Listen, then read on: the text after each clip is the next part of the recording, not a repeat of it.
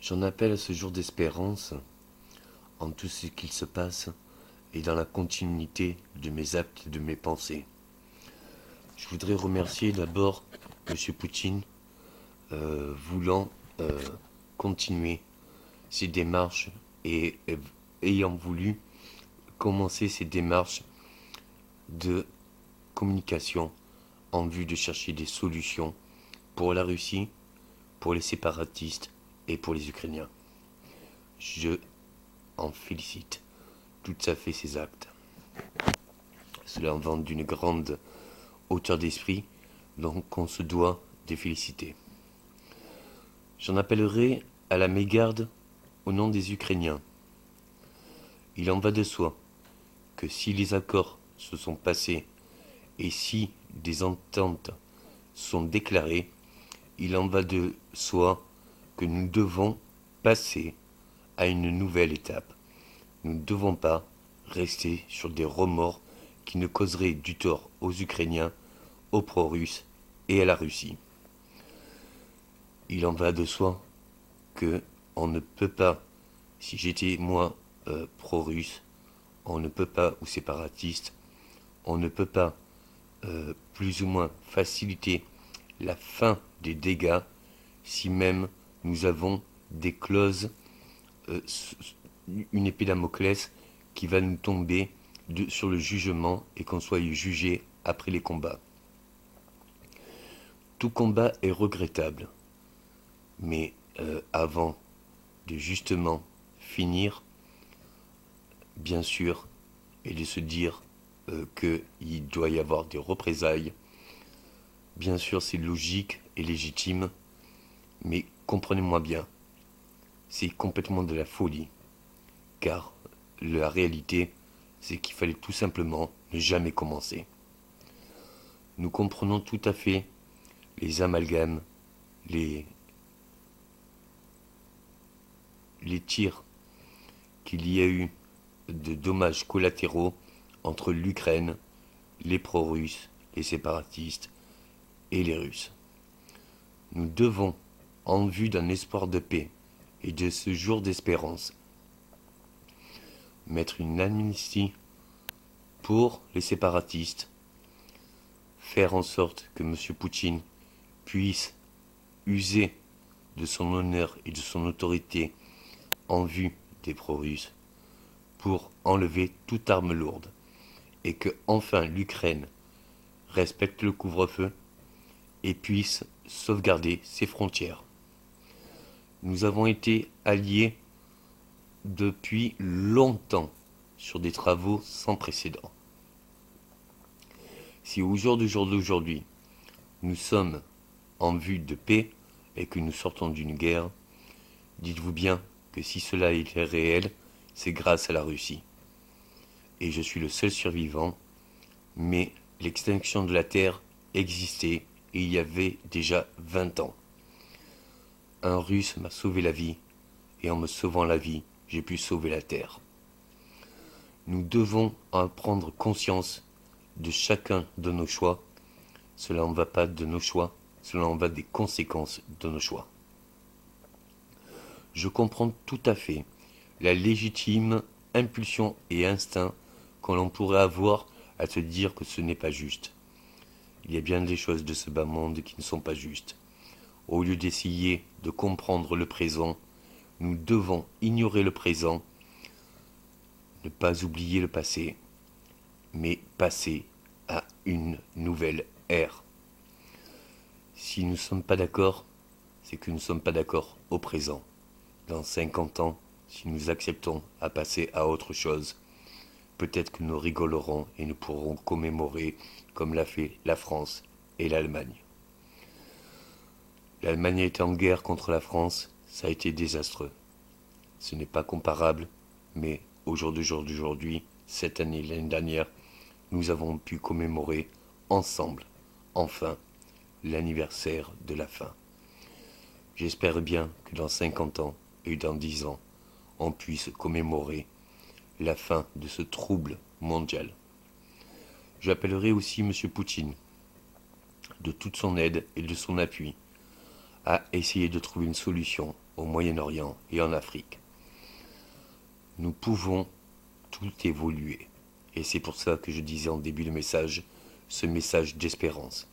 Il en va de soi que si justement les Russes tiennent tout à fait autorité sur leurs séparatistes pro-russes, il en va tout à fait de logique qu'il n'y ait plus aucune sanction, ni par l'Europe, ni même par les États-Unis. Cela en va de soi de toute légitimité. Si quelqu'un fait des efforts et que justement on lui demandait de faire des efforts, il doit y avoir cet échange de bons procédés.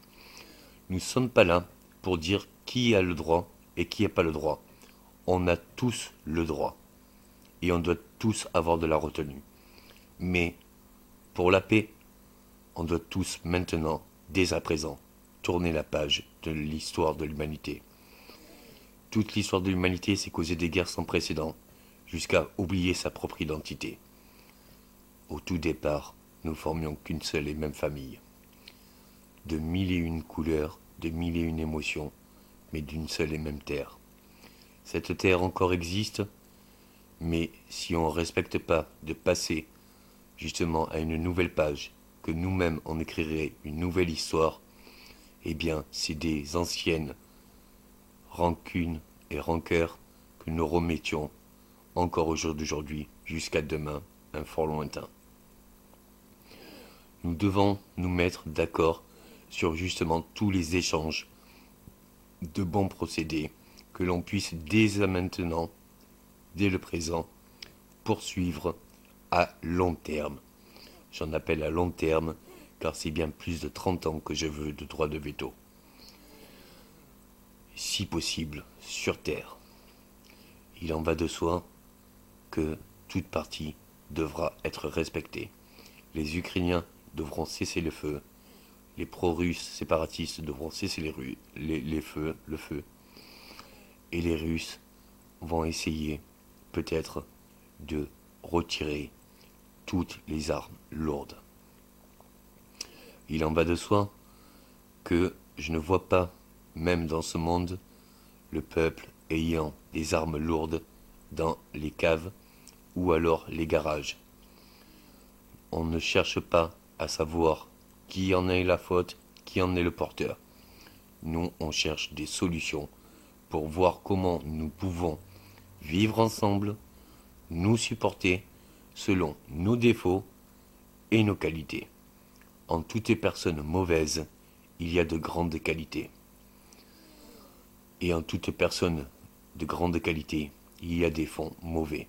Nous devons être consciencieux et nous devons être prudents. Et nous devons, au-delà de tout, être confiants et laisser une chance, coûte que coûte. Nous devons aller de l'avant.